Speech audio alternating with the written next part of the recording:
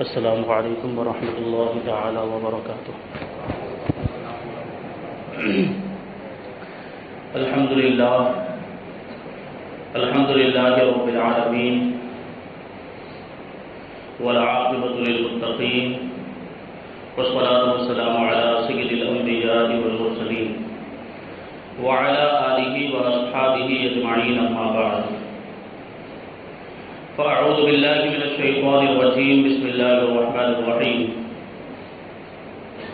وَسَيُجَنَّبُهَا الْأَتْقَى الَّذِي يُؤْتِي مَالَهُ يَتَزَكَّىٰ۔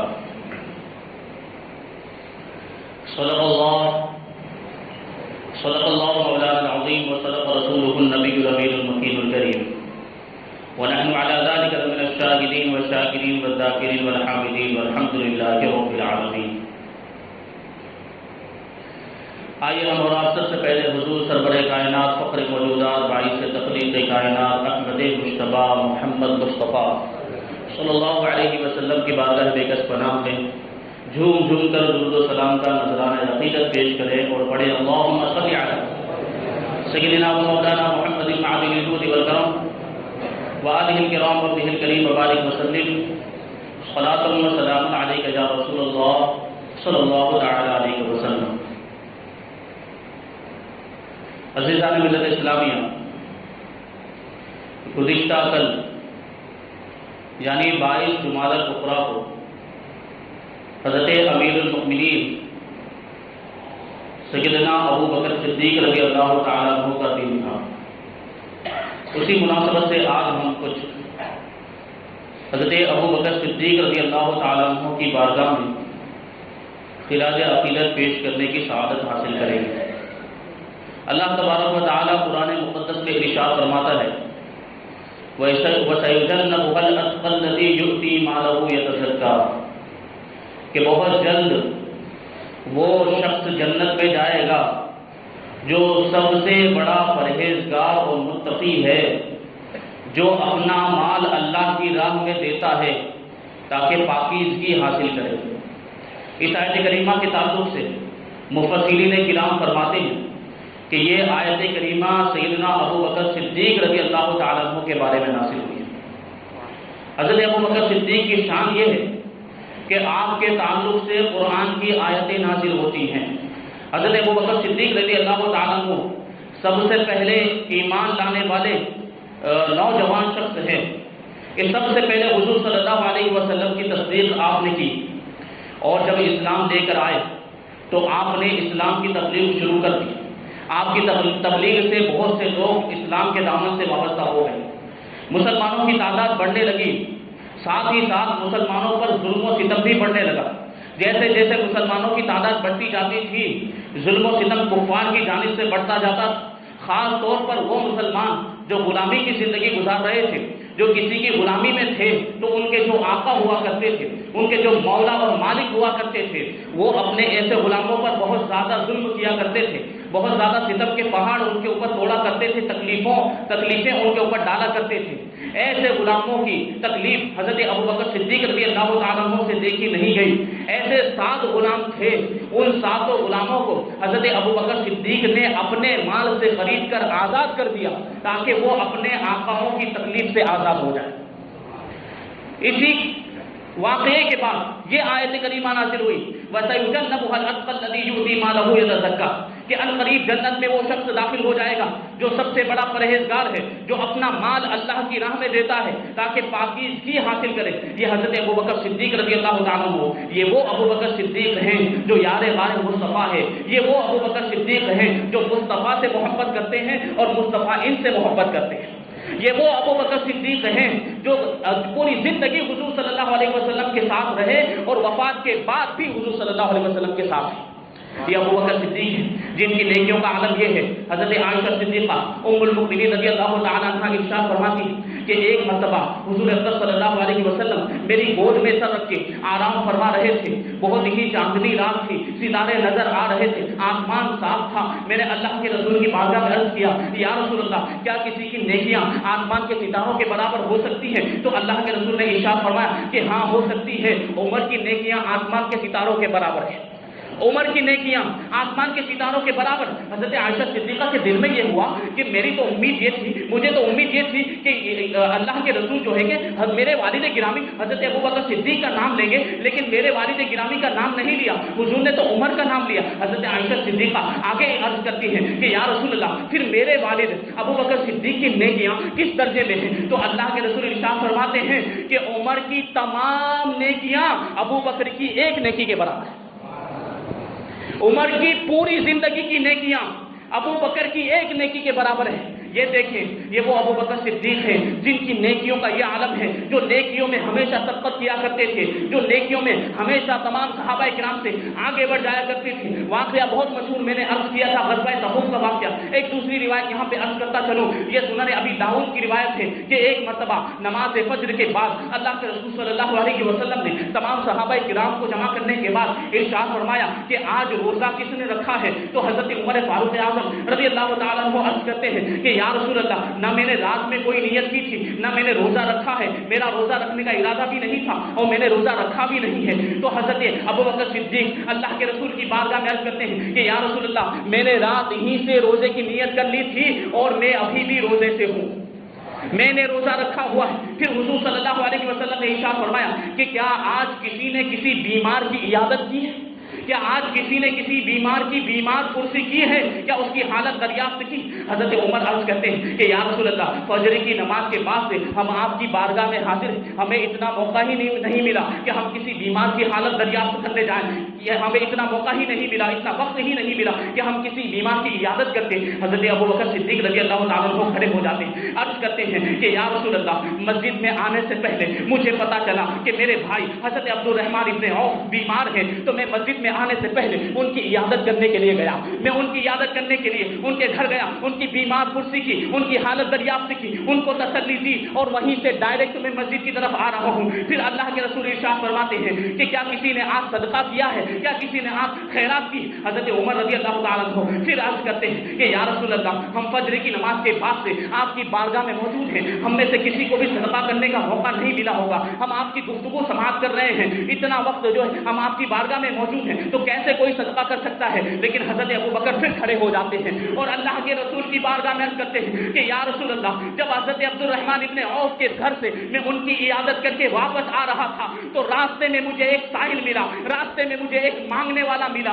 جو ایک روٹی مانگ رہا تھا. میرے ساتھ میرا بیٹا یا میرا پوتا بھی تھا, اس کے ہاتھ میں روٹی کا ایک ٹکڑا تھا. تو یا رسول اللہ, میں نے وہ روٹی کا ٹکڑا لے کر اس سائل کو دے دیا اور یہ صدقے کی فضیلت بھی میں نے حاصل کر لی. تو اللہ کے رسول نے جب دیکھا کہ ابوبکر صدیق رضی اللہ تعالیٰ عنہ نے آج روزہ بھی رکھا ہوا ہے اور آج جو ہے کہ وہ صدقہ بھی کر کے آئے, آج وہ عیادت بھی کر کے آئے, تو 2 مرتبہ حضرت ابوبکر کو جنت کی بشارت دی کہ تمہیں جنت کی خوشخبری ہو, تمہیں جنت کی خوشخبری. حضرت عمر رضی اللہ تعالیٰ عنہ افسوس کرنے لگے, حسرت کی آہ بھری اور کہنے لگے کہ اے افسوس کہ میں یہ اعمال نہیں کر سکا اور ابوبکر میرے سے آگے نکل گئے. جب حضرت عمر رضی اللہ تعالیٰ عنہ کی یہ بات حضور صلی اللہ علیہ وسلم نے سنی تو ارشاد فرمایا کہ اللہ تم پر بھی رحمت نازل فرمائے. اے عمر, اللہ تم پر بھی رحمت نازل فرمائے. یہ دعا سن کر حضرت عمر رضی اللہ تعالیٰ عنہ بہت خوش ہو گئے اور ارشاد فرمایا کہ میں نے جب بھی ابو بکر سے آگے بڑھنے کی کوشش کی ہے, ابو بکر ہمیشہ مجھ سے آگے نکل گئے ہیں. یہ ابو بکر صدیق رضی اللہ تعالیٰ عنہ کی نیکیوں کا عالم ہے. حضرت عمر فاروق اعظم رضی اللہ تعالیٰ عنہ ہمیشہ فکر میں رہتے ہیں. اللہ تعالیٰ ارشاد فرماتا ہے فاستبقوا الخیرات, کہ نیکیوں کے اندر ایک دوسرے سے آگے بڑھنے کی کوشش کرو. تو یہ قرآن پر عمل کرنے والے لوگ تھے, یہ صحابہ کرام تھے, تو اسی قرآن کے حکم پر عمل کرتے ہوئے وہ ہمیشہ ایک دوسرے سے نیکیوں میں آگے بڑھنے کی کوشش میں لگے رہتے تھے. یہی وجہ ہے کہ غزوہ تبوک کے موقع پر جب اللہ کے رسول نے ارشاد فرمایا تھا کہ کون ہے جو اسلامی لشکر کی مدد کرے, کون ہے جو چندہ لا کر دے, حضرت عثمان غنی رضی اللہ تعالیٰ عنہ نے بہت سارا مال وہاں پر جمع کر دیا تھا. حضرت عمر رضی اللہ تعالیٰ عنہ اپنے گھر کا آدھا سامان لے کر نکلے تھے کہ آج میں اپنے گھر کا آدھا سامان لے کر جا رہا ہوں اور مجھے لگتا ہے کہ آج میں ابو بکر سے آگے نکل جاؤں گا, کیونکہ حضرت عمر بہت زیادہ مالدار تھے, ان کے پاس بہت زیادہ مال تھا. وہ یہ سوچ کر گھر سے نکلے تھے کہ آج تو میں ابو بکر سے آگے بڑھ جاؤں گا. لیکن ادھر دوسری طرف عاشق رسول یار غار مصطفیٰ حضرت ابو بکر صدیق رضی اللہ تعالیٰ کو اپنے گھر کا آدھا مال نہیں بلکہ اپنے گھر کا پورا مال لے کر اللہ کی بارگاہ میں پہنچ گئے. حضرت ابوبکر صدیق غریب تھے، ان کے پورے گھر کا مال حضرت عمر کے آدھے مال کے برابر بھی نہیں تھا، لیکن ان کا وہ جذبہ تھا، ان کی وہ محبت تھی، ان کا وہ عشق تھا کہ اللہ کے رسول کی بارگاہ میں ان کو ایسی مقبولیت حاصل ہوئی کہ اللہ کے رسول نے انہیں اپنا محبوب بنا لیا۔ اب دیکھیں آپ، اللہ کے رسول کی بارگاہ میں اپنے گھر کا سارا مال لے کر پہنچتے ہیں، اللہ کے رسول حضرت ابوبکر صدیق سے پوچھتے ہیں کہ اے ابوبکر تم نے اپنے گھر میں کیا چھوڑا ہے؟ تو حضرت ابوبکر عرض کرتے ہیں کہ میں نے اپنے گھر میں اللہ اور اس کے رسول کو چھوڑا ہے۔ یہ محبت کا عالم تھا۔ اس کے بعد بھی حضرت عمر نے یہی کہا تھا کہ میں کبھی بھی ابوبکر سے آگے نہیں بڑھ سکتا۔ جب اس موقع پر غزوہ تبوک کے موقع پر حضرت ابوبکر صدیق پہنچے تھے، اس وقت ان کا لباس بھی انتہائی خستہ تھا، غریبوں والا، انتہائی سادگی والا لباس تھا۔ وہ لباس جو تھا وہ ایک ٹاٹ کا کپڑا تھا، ایک کمبل تھا، اس کا لباس آپ نے بنایا ہوا تھا اور اس میں کوئی بٹن وغیرہ نہیں تھے، بلکہ اس کو ببول کے کانٹوں کے ذریعے سے سیا گیا تھا، ببول کے کانٹے اس میں لگائے گئے تھے، یہ لباس تھا۔ اب اسی موقع پر حضرت جبریل امین وہ آسمان سے تشریف لاتے ہیں۔ آپ کو بتا دوں کہ حضرت جبریل امین جب بھی حضور صلی اللہ علیہ وسلم کی بارگاہ میں حاضر ہوا کرتے تھے تو حضرت دہیہ کلبی جو ایک صحابی رسول ہیں ان کی شکل میں آیا کرتے تھے۔ حضرت دہیہ کلبی بہت زیادہ حسین و جمیل تھے، بہت ہی خوبصورت تھے، اس لیے حضرت جبریل امین اکثر و بیشتر حضرت دہیہ کلبی صحابی رسول رضی اللہ تعالیٰ عنہ کی صورت میں حضور صلی اللہ علیہ وسلم کی بارگاہ میں آیا کرتے تھے۔ جب حضرت دہیہ کلبی کی شکل میں حضرت جبریل امین آتے، حضور کی بارگاہ میں بیٹھتے، حضور سے گفتگو کرتے اور چلے جاتے، صحابہ کرام سمجھتے کہ دہیہ کلبی آئے تھے، دہیہ کلبی حضور سے گفتگو کر کے کچھ پوچھ کر چلے گئے ہیں اور کچھ بتا کر چلے گئے ہیں۔ لیکن جب بعد میں اللہ کے رسول ارشاد فرماتے کہ جبریل آئے تھے، اللہ کا پیغام لے کر آئے تھے، یہ آیت کریمہ لے کر آئے تھے، یہ وحی لے کر آئے تھے، جب یہ فرماتے تب جا کے لوگوں کو پتا چلتا تھا کہ وہ دہیہ کلبی نہیں تھے بلکہ وہ جبرائیل علیہ السلام تھے۔ لیکن اس مرتبہ غزوہ تبوک کے موقع پر جب حضرت جبرائیل علیہ السلام آئے ہیں تو وہی لباس پہن کر آئے جو حضرت ابوبکر صدیق کا لباس تھا۔ حضرت ابوبکر صدیق نے جو ٹاٹ کا لباس پہنا ہوا تھا، جو کمبل کا ٹکڑا ببول کے کانٹوں کے ذریعے سے سی کر پہنا تھا، حضرت جبریل امین وہی لباس پہن کر آئے۔ اللہ کے رسول نے پوچھا کہ اے جبریل تم نے یہ لباس کیوں پہنا ہے؟ تم نے ابوبکر صدیق کی طرح لباس کیوں پہنا ہے؟ تو حضرت جبریل کہتے ہیں کہ آج ابوبکر نے اپنا سب کچھ اللہ کی راہ میں قربان کر دیا۔ حضرت ابوبکر کی یہ ادا اللہ تبارک و تعالیٰ کو بہت پسند آئی اور یہ لباس بھی اللہ تبارک و تعالیٰ کی بارگاہ میں مقبول ہو گیا، یہ لباس بھی اللہ کو بہت زیادہ پسند آیا۔ تو آسمانوں کے اندر اعلان کر دیا ہے، آسمان والوں کو اللہ تبارک و تعالیٰ نے یہ حکم دیا ہے کہ سارے آسمان کے فرشتے وہی لباس پہن لیں جو ابوبکر نے پہنا ہے۔ اسی لیے میں یہ لباس پہن کر آج آپ کی بارگاہ میں حاضر ہوا ہوں۔ یہ ابوبکر کی شان ہے کہ ابوبکر جو لباس پہن لے فرشتوں کو اللہ وہ لباس پہننے کا حکم عطا فرما دیا کرتا ہے۔ یہ ابوبکر صدیق کی شان۔ حضرت جبریل آگے کہتے ہیں کہ حضرت ابوبکر سے کہہ دیں کہ اللہ ان پر سلام بھیجتا ہے اور ارشاد فرماتا ہے کہ سب کچھ اللہ کی راہ میں قربان کرنے کے بعد کیا ابوبکر اللہ سے راضی ہو گیا؟ جب اللہ کے رسول نے حضرت ابوبکر سے یہ بات کہی کہ جبریل کہہ رہے ہیں کہ تم پر اللہ کا سلام ہو اور تم نے سب کچھ اللہ کی راہ میں قربان کر دیا، یہ سب کچھ قربان کرنے کے بعد کیا تم اللہ سے راضی ہو گئے؟ تو حضرت ابوبکر صدیق کی آنکھوں سے آنسو جاری ہو جاتے ہیں، اللہ کے رسول کی بارگاہ میں عرض کرتے ہیں کہ یا رسول اللہ میں کون ہوتا ہوں؟ میں اللہ سے ناراض ہونے والا میں کون ہوتا ہوں؟ میں اپنے رب سے کیسے ناراض ہو سکتا ہوں؟ مجھے تو ہر وقت یہی خواہش رہتی ہے کہ میرا رب مجھ سے راضی ہو جائے، میرا رب مجھ سے راضی ہو جائے۔ یہی وہ ادائیں تھی، یہی وہ طریقے تھے، یہی وہ انداز تھا جس کی بنیاد پر اللہ کے رسول صلی اللہ علیہ وسلم بھی حضرت ابوبکر صدیق سے انتہائی محبت فرماتے تھے۔ حضرت ابوبکر صدیق کے یاد محمد مصطفیٰ صلی اللہ علیہ وسلم ہیں اور محمد مصطفیٰ صلی اللہ علیہ وسلم کے یاد حضرت ابوبکر صدیق۔ اعلیٰ حضرت امام عشق و محبت امام احمد رضا خان فاضل بریلوی فتاوی رضویہ جلد 8 کے اندر حضرت ابوبکر صدیق کی شان میں بہت سی حدیثیں روایت کی، ان میں سے 3 حدیثیں میں آپ کے سامنے پیش کرنے کی سعادت حاصل کر رہا ہوں۔ حبر الحمد حضرت عبداللہ ابن عباس رضی اللہ تعالیٰ عنہ بیان کرتے ہیں کہ ایک مرتبہ اللہ کے رسول صلی اللہ علیہ وسلم اور تمام صحابہ کرام ایک تالاب کے اندر غسل کرنے کے لیے اترے تو اللہ کے رسول نے تمام صحابہ کرام سے ارشاد فرمایا کہ ہر شخص اپنے یار کی طرف تیر کر جائے، ہر شخص اپنے دوست کی طرف تیر کر جائے، تو تمام صحابہ کرام نے ایسا ہی کیا کہ ہر کوئی اپنے یار کی طرف تیر کر گیا، پانی کے اندر تیرتے ہوئے اپنے دوست کی طرف گیا۔ اب آخر میں اللہ کے رسول صلی اللہ علیہ وسلم اور ابو بکر صدیق باقی رہ گئے، تو اللہ کے رسول ابو بکر صدیق کی طرف تیر کر گئے، انہیں گلے لگایا اور ارشاد فرمایا کہ اگر میں کسی کو خلیل بناتا تو ابو بکر کو بناتا، لیکن ابو بکر تو میرا یار ہے، ابو بکر تو میرا یار ہے۔ آپ یاد رکھیں کہ جسے مصطفیٰ یار بنا لے اس کا مقام و مرتبہ کتنا بلند و بالا ہوگا۔ حضرت جابر بن عبداللہ کہتے ہیں کہ ایک مرتبہ تمام صحابہ کرام حضور صلی اللہ علیہ وسلم کی بارگاہ میں موجود تھے، ہم لوگ حضور کی بارگاہ میں حاضر تھے کہ اللہ کے رسول نے ارشاد فرمایا کہ ابھی تمہارے پاس ایک ایسا شخص آئے گا، ایک ایسا شخص نمودار ہوگا کہ اللہ نے میرے بعد اس سے بہتر اور اس سے بزرگ کسی کو نہیں بنایا، اور اس کی شفاعت قیامت کے دن انبیاء کرام کی شفاعت کے مانند ہوگی۔ حضرت جابر کہتے ہیں کہ ہم اسی حالت میں بیٹھے ہوئے تھے کہ تھوڑی دیر میں حضرت ابوبکر صدیق تشریف لائے۔ اس سے کیا پتا چلا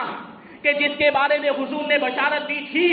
کہ حضور کے بعد سب سے بڑا مرتبہ کسی کا ہے، وہ کوئی اور نہیں تھے، وہ حضرت ابوبکر صدیق رضی اللہ تعالیٰ عنہ تھے، اور جن کی شفاعت انبیاء کرام کی شفاعت کی مانند ہے وہ بھی کوئی اور نہیں تھے بلکہ حضرت ابوبکر صدیق رضی اللہ تعالیٰ عنہ تھے۔ جب حضرت ابوبکر صدیق تشریف لائے، اللہ کے رسول نے کھڑے ہو کر ان کا استقبال کیا اور انہیں گلے سے لگا دیا۔ ایسی محبت فرمایا کرتے تھے ہمارے آقا حضور رحمت عالم صلی اللہ علیہ وسلم حضرت ابوبکر صدیق سے۔ حضرت عبداللہ بن عباس کی روایت ہے کہ میں نے ایک مرتبہ حضور صلی اللہ علیہ وسلم کو حضرت مولا کائنات علی مرتضیٰ مشکل کشا رضی اللہ تعالیٰ عنہ کے ساتھ کھڑے ہوئے دیکھا، اور اسی حالت میں وہ لوگ کھڑے ہوئے تھے کہ سامنے سے حضرت ابوبکر صدیق تشریف لائے۔ حضور صلی اللہ علیہ وسلم نے ان سے مصافحہ کیا، انہیں گلے لگایا اور ان کے دہن مبارک کو چوم لیا۔ حضرت ابوبکر سے مصافحہ کیا، انہیں گلے لگایا، ان کے دہنے مبارک کو چوم لیا، تو مولا کائنات عرض کرتے ہیں یا رسول اللہ آپ ابو بکر کے منہ کو چومتے ہیں؟ تو اللہ کے رسول نے ارشاد فرمایا اے ابو الحسن، یہ حضرت علی رضی اللہ تعالیٰ عنہ کی کنیت ہے، اے ابو الحسن میری بارگاہ میں ابو بکر کا مقام وہی ہے جو میرا مقام اللہ کی بارگاہ میں ہے۔ اس سے آپ حضرت ابوبکر صدیق کے مرتبے کا اندازہ لگا سکتے ہیں کہ اللہ کے رسول کی بارگاہ میں ان کا کیسا مقام و مرتبہ تھا۔ اللہ تبارک و تعالیٰ نے کیسی عزتیں عطا فرمائی تھی، کیسی عظمتیں اور کیسی رفعتیں حضرت ابوبکر صدیق کو اللہ تبارک و تعالیٰ نے عطا فرمائی تھی۔ حضرت ابوبکر صدیق رضی اللہ تعالیٰ عنہ جب غار ثور کی طرف ہجرت کر کے اللہ کے رسول کے ساتھ تشریف لے جا رہے تھے، تو جانثاری کا عالم دیکھیں کس طریقے سے جانثاری کا ثبوت دے رہے ہیں کہ کبھی اللہ کے رسول کے آگے آگے چلتے تھے اور کبھی اللہ کے رسول کے پیچھے پیچھے چلتے تھے۔ اللہ کے رسول صلی اللہ علیہ وسلم پوچھتے ہیں کہ ابو بکر تم ایسا کیوں کر رہے ہو، کبھی آگے چلتے ہو کبھی پیچھے چلتے ہو؟ تو حضرت ابو بکر اللہ کے رسول کی بارگاہ میں عرض کرتے ہیں کہ جب مجھے پیچھے سے آنے والے دشمنوں کا خوف ہوتا ہے تو میں پیچھے ہو جاتا ہوں، اور کبھی مجھے آگے گھات میں بیٹھے ہوئے دشمنوں کا خوف ہوتا ہے تو میں آگے ہو جاتا ہوں کہ کہیں کوئی بھی کسی بھی طرح سے آپ کو تکلیف نہ پہنچا دے۔ تو اللہ کے رسول ارشاد فرماتے ہیں کہ اے ابو بکر کیا تم چاہتے ہو، کیا تمہاری آرزو ہے کہ خطرے کی صورت میں، خطرے کی حالت میں تم میرے سے پہلے مر جاؤ؟ تو حضرت ابو بکر عرض کرتے ہیں کہ ہاں یا رسول اللہ، میری آرزو یہی ہے، میری تمنا یہی ہے کہ جب کبھی خطرے کا موقع آئے تو آپ کے دنیا سے تشریف لے جانے سے پہلے میں دنیا سے چلا جاؤں، میرا انتقال ہو جائے، مجھے قتل کر دیا جائے، مجھے تکلیف پہنچائی جائے، لیکن میرے رہتے ہوئے آپ کو کوئی تکلیف پہنچے یہ مجھے ہرگز گوارا نہیں ہے۔ یہ عشق کا عالم تھا، یہ اس طریقے سے محبت فرمایا کرتے تھے، محبت کیا کرتے تھے۔ حضرت ابوبکر صدیق جب غار ثور میں پہنچے، جب غار ثور کے اندر اس گفا کے اندر پہنچ گئے تو آپ دیکھیں یہ جو ہے دو مبارک ہستیاں، جو مقدس ہستیاں غار ثور کے اندر پہنچتی ہیں، اللہ تبارک و تعالیٰ ظاہری اسباب کے ذریعے سے ان کی حفاظت کا انتظام فرماتا ہے، اور اس غار کے دہانے پر، اس غار کے دروازے پر مکڑیاں جالے تن دیتی ہیں اور کبوتری وہاں پر انڈے دے دیتی ہیں، کنارے پر انڈے دے دیتی ہیں۔ اب دشمن کو وہاں پر پہنچتے ہیں تو یہ دیکھتے ہیں کہ مکڑیوں نے جالا بن دیا ہے، مکڑیوں نے جالا یہاں پر تن دیا اور کبوتری نے یہاں پر انڈے دے دیے، اگر اس غار کے اندر کوئی گیا ہوتا تو یہاں پر یہ انڈے نہیں ہوتے، اگر اس غار میں کوئی داخل ہوا تو یہ جالے سلامت نہیں ہوتے، یہ اس کا مطلب یہ ہے کہ یہاں پر کوئی داخل نہیں ہوا۔ ادھر دوسری طرف حضرت ابوبکر صدیق رضی اللہ تعالیٰ عنہ گھبراہٹ کے عالم میں ہے، انتہائی قریب دشمن پہنچ چکا ہے۔ حضرت ابوبکر اللہ کے رسول کی بارگاہ میں عرض کرتے ہیں کہ یا رسول اللہ، دشمن انتہائی قریب پہنچ چکا ہے، اگر یہ دشمن اپنے پاؤں کی طرف دیکھیں گے تو ہم انہیں نظر آ جائیں گے، لیکن اللہ کے رسول ارشاد فرماتے ہیں لا تحزن ان اللہ معنا، اے ابو بکر تم غم نہ کرو، تم جو ہے کہ فکر مت کرو، اللہ ہمارے ساتھ ہے، اور جس کے ساتھ اللہ ہو اسے خوف کرنے کی ضرورت نہیں ہوتی۔ ایسا ہی ہوا، ان لوگوں نے خوب تلاش کیا، دشمنوں نے، کفار نے حضرت ابوبکر کو تلاش کیا، حضور صلی اللہ علیہ وسلم کو تلاش کیا، لیکن دونوں نظر نہیں آئے۔ اعلیٰ حضرت امام عشق و محبت عرض کرتے ہیں جان ہے جان کیا نظر آئے، جان ہے جان کیا نظر آئے، کیوں عدو گرد غار پھرتے ہیں، کہ آقا علیہ الصلوۃ والسلام مومنوں کی جان ہے اور جان کبھی نظر نہیں آتی، تو یہ عدو، یہ دشمن جو غار کے ارد گرد پھرتے ہیں، ان کا پھرنا بیکار ہے، کیونکہ جان تو کبھی نظر نہیں آتی۔ یہ دیکھیں، اب آپ دیکھیں کہ وہ مکڑیاں، وہ کبوتری جس نے وہاں پر انڈے دیے تھے، اللہ تبارک و تعالیٰ نے اس کو وہ بزرگی عطا فرمائی، اس کو وہ انعام، اس کو وہ اکرام عطا فرمایا کہ آج بھی حرم کے اندر جتنے کبوتر ہیں سب اسی کبوتری کی اولاد میں سے ہیں، اور اس کو یہ فضیلت اللہ تبارک و تعالیٰ نے عطا فرمائی کہ اس کی اولاد میں سے جتنے بھی کبوتر حرم کے اندر ہیں، اللہ تبارک و تعالیٰ نے حرم کے اندر ان کے شکار کو بھی حرام فرما دیا ہے، کہ حرم کے اندر رہتے ہوئے کبھی بھی کبوتروں کو قتل کرنا جائز نہیں، کبوتروں کا شکار کرنا جائز نہیں۔ یہ فضیلت اس کبوتری کو تو ملی، ساتھ میں اس کی اولاد کو بھی ملی۔ پھر دوسری طرف آپ دیکھیں مکاشفۃ القلوب کے اندر ارشاد فرمایا، ابن ثقیب رضی اللہ تعالیٰ عنہ کا بیان ہے کہ وہ مکڑی جس نے حضور صلی اللہ علیہ وسلم کی حفاظت کے لیے غار کے دہانے پر اپنا جالا تنا تھا، آپ دیکھیں ایک کیڑا ہوتا ہے جو ریشم کا کیڑا ہوتا ہے، انتہائی قیمتی، انتہائی خوبصورت مادہ اس کے بدن سے نکلتا ہے جو بہت ہی انمول، بہت ہی قیمتی مانا جاتا ہے، لیکن ابن ثقیب فرماتے ہیں کہ اس سے کئی زیادہ بہتر اس مکڑی کا جالا ہے جس نے اللہ کے رسول کی حفاظت کے لیے غار کے دہانے پر وہ جالا تن دیا۔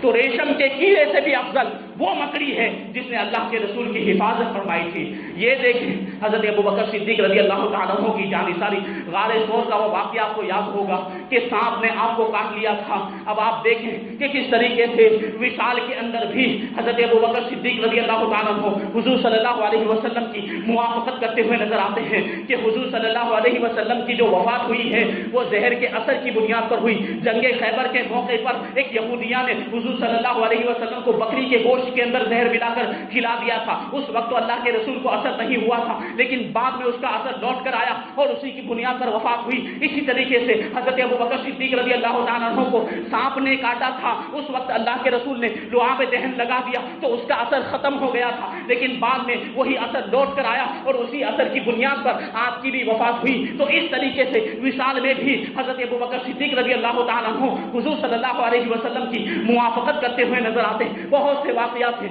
حضرت ابوبکر صدیق رضی اللہ تعالیٰ عنہ کو اللہ تبارک و تعالیٰ نے بہت سی نعمتیں عطا فرمائی تھی، اوصاف حمیدہ کے مالک تھے، بہت سی اچھی اچھی خوبیاں عطا فرمائی تھی۔ انہی خوبیوں میں سے یہ خوبی بھی تھی کہ آپ کو کبھی بھی کسی مسلمان کا درد اور کسی مسلمان کی تکلیف برداشت نہیں ہوتی تھی۔ اسی بنیاد پر جب کسی کے بارے میں معلوم ہوتا کہ وہ تکلیف میں ہے تو آپ اس کو اس کی حالت دریافت کرنے کے لیے جایا کرتے۔ کبھی کسی بیمار کے بارے میں معلوم ہوتا تو آپ اس کی بیمار پرسی کرنے کے لیے وہاں پر پہنچ جایا کرتے تھے۔ ایک بہت ہی پیارا واقعہ، بہت ہی محبت بھرا واقعہ، بہت ہی دوستی والا واقعہ۔ آپ اس سے اندازہ لگائیں کہ کس طریقے سے چار یاروں کے اندر محبت تھی اور چار یاروں کی کیسی دوستی تھی، اس کا بھی اندازہ لگائیں۔ اور حضرت ابوبکر صدیق رضی اللہ تعالیٰ عنہ کے اندر عیادت کا جذبہ کیسا تھا وہ بھی اندازہ لگائیں۔ ایک مرتبہ مولا کائنات حضرت علی مرتضیٰ رضی اللہ تعالیٰ عنہ بیمار پڑ گئے تو حضرت ابوبکر صدیق رضی اللہ تعالیٰ عنہ نے حضرت عمر فاروق اعظم اور حضرت عثمان غنی رضی اللہ تعالیٰ عنہما سے ارشاد فرمایا کہ ہمیں ضرور علی کی عیادت کرنے کے لیے جانا چاہیے، ہمیں ضرور علی کی بیمار پرسی کے لیے جانا چاہیے۔ دونوں حضرات راضی ہو گئے. اب یہ تینوں مقدس ہستیاں حضرت علی رضی اللہ تعالیٰ عنہ کے گھر پہنچتی ہیں. حضرت علی کے گھر کے دروازے پر یہ دونوں دستک دیتے ہیں. اب عالم یہ تھا کہ حضرت علی رضی اللہ تعالیٰ عنہ کی جو بیماری تھی وہ جو ہے کہ کم ہو چکی تھی اور آپ کی طبیعت میں بہتری آ گئی تھی. حضرت علی رضی اللہ تعالیٰ عنہ نے دروازہ کھولا. دروازہ کھول کر جب ان مبارک تین ہستیوں کو دیکھا تو آپ کی خوشی کی انتہا نہیں رہی. آپ نے ان کو اندر بلایا. اندر بلانے کے بعد بٹھایا اور گھر کے خاص کمرے کے اندر تشریف لے گئے کہ کوئی چیز لے کر آئیں اور ان کی ضیافت کریں, ان کی مہمان نوازی کریں, ان کی میزبانی کریں. لیکن جب اندر گئے تو کوئی ایسی چیز نہیں پائی جس کے ذریعے سے ان کی مقدس ہستیوں کی وہ ضیافت کر سکے. صرف ایک جو ہے کہ خوبصورت برتن کے اندر, صاف و شفاف چمکدار برتن کے اندر صرف ایک شخص کے لیے, ایک فرد کے لیے تھوڑا سا شہد موجود تھا اور اس کا بھی حال یہ تھا کہ اس کے اندر ایک کالا بال پڑ گیا تھا. لیکن حضرت علی کا خلوص دیکھیں کہ اسی تخت کو لے کر, اسی برتن کو لے کر جو صاف و شفاف تھا اور انتہائی چمکدار تھا, اس میں تھوڑا سا شہد رکھا ہوا تھا, اس کو لے کر ان تینوں ہستیوں کی بارگاہ میں پہنچتے اور ان کے سامنے رکھ دیتے ہیں. ان کے سامنے رکھتے اور ان کے خلوص کو دیکھ کر یہ تینوں ہستیاں بھی خوشی میں مچل جاتی ہیں. لیکن حضرت ابو بکر صدیق رضی اللہ تعالیٰ عنہ اس محفل کو اور زیادہ خوشگوار اور زیادہ مزیدار بنانے کے لیے ارشاد فرماتے ہیں لا یلیق العقل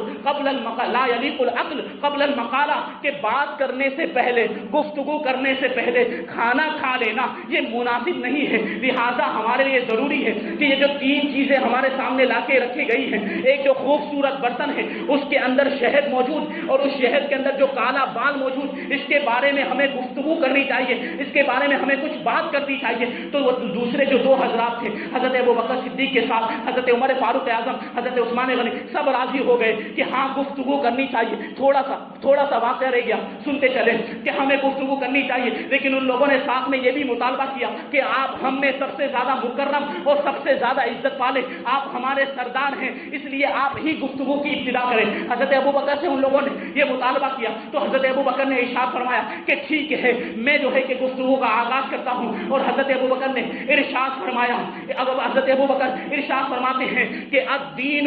انور من التستی, الدین انور من التستی وذکر اللہ تعالی احلی من العسل والشریعت ادق من الشعر, کہ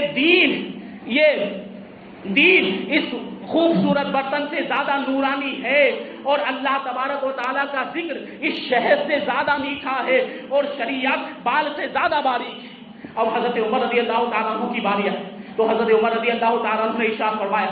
الجنت انور من التستی وَنَعِيمُهَا أَحْلَى مِنَ الْعَسَلِ وَالصِّرَاطُ أَدَقُّ مِنَ الشَّعْرِ, کہ جنت اس تخت سے, اس برتن سے زیادہ نورانی ہے اور جنت کی نعمتیں شہد سے زیادہ میٹھی ہیں اور پل صراط بال سے زیادہ باریک ہیں.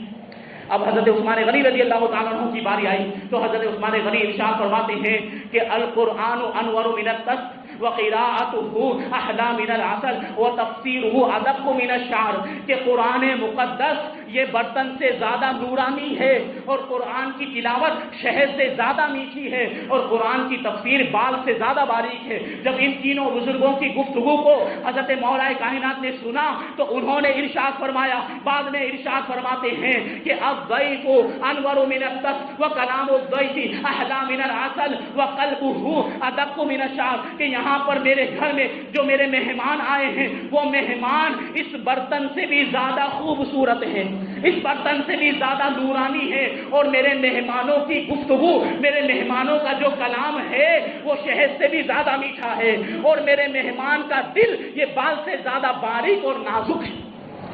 اس طریقے سے آپس میں ایک دوسرے سے محبت کیا کرتے تھے خلفائے راشدین, اور اس طریقے سے صحابہ کرام آپس میں ایک دوسرے کا ادب کیا کرتے تھے اور اس طرح کی دوستی ان کے درمیان ہوا کرتی تھی. اللہ تبارک و تعالی ہمیں بھی ان کا ادب و احترام کرنے کی توفیق عطا فرمائے اور اسی طریقے سے آپس میں محبت کے ساتھ رہنے کی توفیق عطا فرمائے. وما علینا الا البلاغ. السلام علیکم.